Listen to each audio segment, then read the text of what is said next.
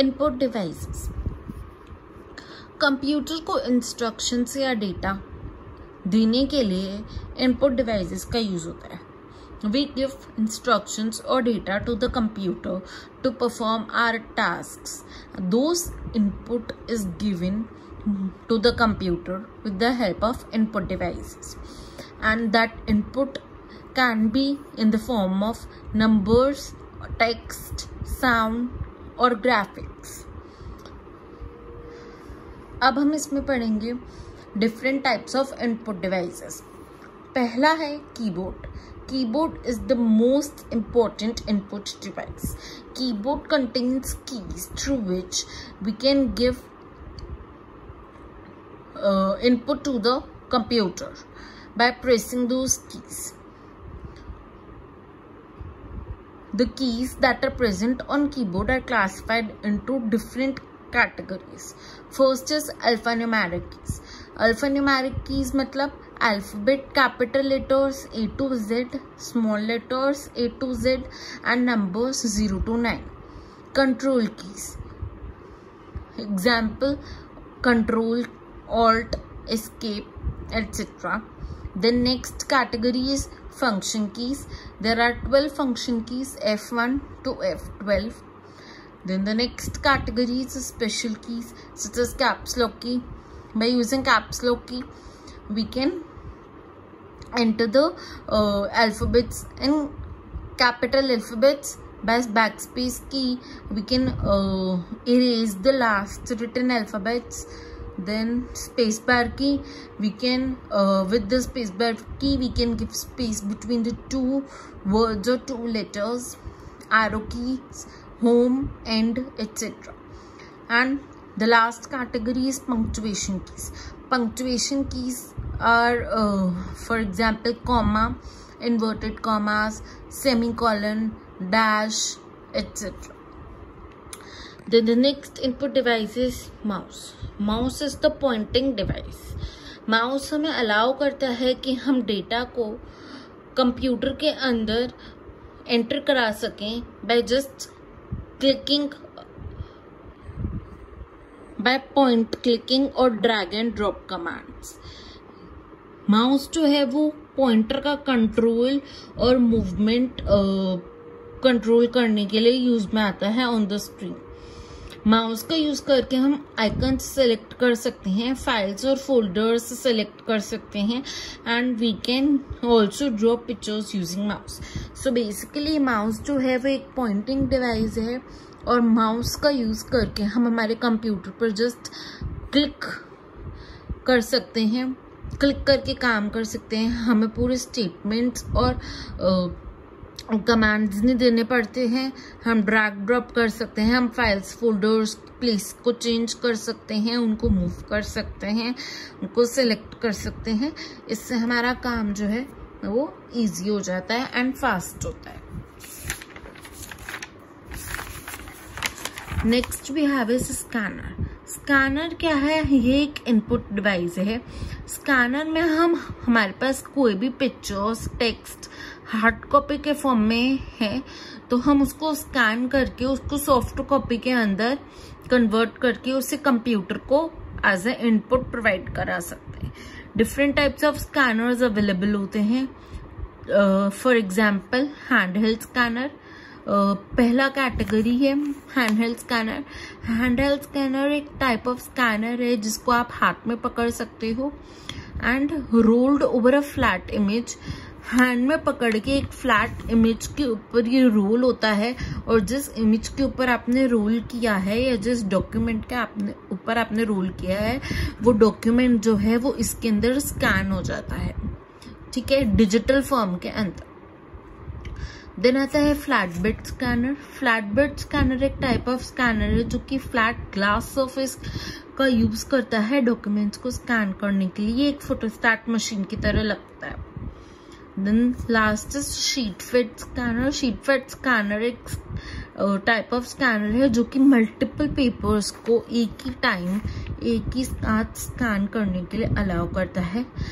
आप यहाँ पे स्टैक ऑफ पेपर्स मतलब बहुत सारे पेपर्स एक साथ रख दें on the top of the scanner and ये ऑटोमेटिकली एक के बाद एक पेपर स्कैन करता जाएगा।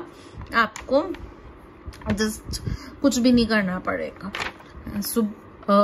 ये वाला स्कैनर जो है ये ऑफिस के अंदर बहुत ज्यादा यूज में आता है। नेक्स्ट इनपुट डिवाइस है webcam.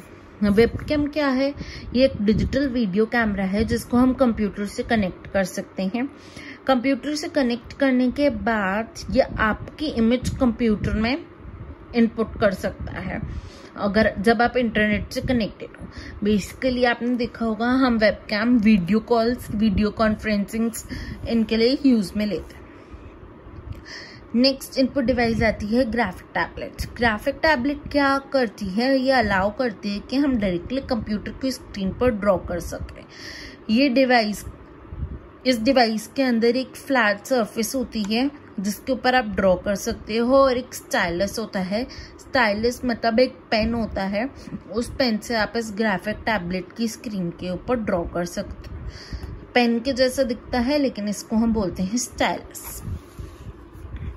You cannot use any ordinary pen to write or to draw on graphic tablet. Then next we have is joystick. Joystick भी एक पॉइंटिंग डिवाइस होती है, मेनली ये गेम्स खेलने के लिए यूज में आती है। ये भी क्या करती है? एक पॉइंटर की तरह काम करती है और कंप्यूटर स्क्रीन पर मूवमेंट को कंट्रोल करती है और ये गेम्स खेलने के लिए काम आती है मेनली। देन है माइक्रोफोन। माइक्रोफोन एक इनपुट डिवाइस है जो कि आपकी वॉइस को रिकॉर्ड करता है और कंप्यूटर को एज ए इनपुट प्रोवाइड करता है। So with microphone you can record voice, music and sound.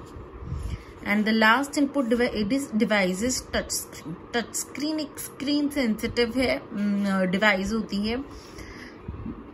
आजकल के कंप्यूटर्स भी टच स्क्रीन आ रहे हैं। अब कोई भी कीपैड वाले फोन यूज नहीं करता। We use smartphones which is touch screen. तो बस आप स्क्रीन पर टैप करते हो और वो जो भी आपको काम करना है वो कर सकते हो। सो हम कंप्यूटर से इंटरैक्ट कर सकते हैं by touching the areas on the screen. Tablet, smartphones, ATMs now are in touch screen. इसमें कीबोर्ड की जरूरत नहीं है, स्क्रीन पर ही टैप करो और इनपुट प्रोवाइड करा दो कंप्यूटर।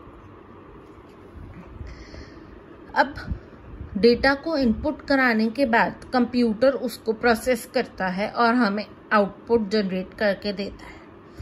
तो कंप्यूटर की प्रोसेसिंग, जो भी हमारा डेटा है वो सारा प्रोसेस कौन करता है?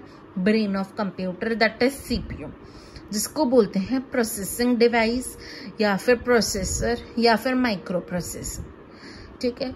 CPU जो है वो कंप्यूटर का ब्रेन होता है, इन सारे कैलकुलेशंस परफॉर्म करता है, जितने भी प्रोग्राम्स होते हैं उन सबको रन करता है, सारे ऑपरेशंस को मैनेज करता है, सारे बेसिक इंस्ट्रक्शंस को कैरी करता है, सारे बेसिक इंस्ट्रक्शंस को रन कराता है एंड कंप्यूटर की ओवरऑल वर्क को देखता है। सो CPU के 3 मेन कंपोनेंट्स होते हैं, ALU, CU and MU। ALU stands for arithmetic logic unit. Arithmetic logic unit एक CPU का पार्ट है जो कि रिस्पॉन्सिबल होता है मैथमेटिकल एंड लॉजिकल कैलकुलेशंस को परफॉर्म करने। कंट्रोल यूनिट एक CPU का पार्ट होता है जो कि सारे ऑपरेशंस को डायरेक्ट करता है प्रोसेसर, मतलब कि CPU के सारे ऑपरेशंस को कंट्रोल करता है। एंड मेमोरी यूनिट एक पार्ट होता है CPU का जो कि डेटा एंड इंस्ट्रक्शंस को स्टोर करता है। अब कंट्रोल यूनिट का काम यहाँ पे मैं एक और अच्छी तरह से बताती हूँ। जैसे आपको प्लस करना है 2 + 3, ठीक है। आपने कंप्यूटर को इनपुट दिया, आपने इनपुट में दिया 2 दिया, 3 दिया, प्लस दिया। ये आपने इनपुट दिया, ये जाकर के स्टोर हो जाएगा कंप्यूटर की मेमोरी के अंदर, ठीक है। अब यहाँ पर कंट्रोल यूनिट आएगा कंट्रोल यूनिट मेमोरी से ये इनपुट लेगा और जाकर के दे देगा ALU को, अर्थमेटिक एंड लॉजिकल यूनिट को। अर्थमेटिक एंड लॉजिकल यूनिट यहाँ पर 2+3 को प्रोसेस करके जनरेट कर देगा रिजल्ट 5 रिजल्ट जनरेट करने के बाद फिर से कंट्रोल यूनिट क्या करेगा, ALU से रिजल्ट लेगा और जाकर के उसको स्टोर कर देगा मेमोरी के अंदर, और फिर कंप्यूटर उसको डिस्प्ले करा देगा आउटपुट की तरह स्क्रीन पर यूजर को। सो बेसिकली कंट्रोल यूनिट क्या करता है, ये डायरेक्ट करता है प्रोसेसर को कि आप इंस्ट्रक्शंस और डेटा, और बताता है प्रोसेसर को कि आपको क्या काम करना है और किस डेटा पर काम करना है।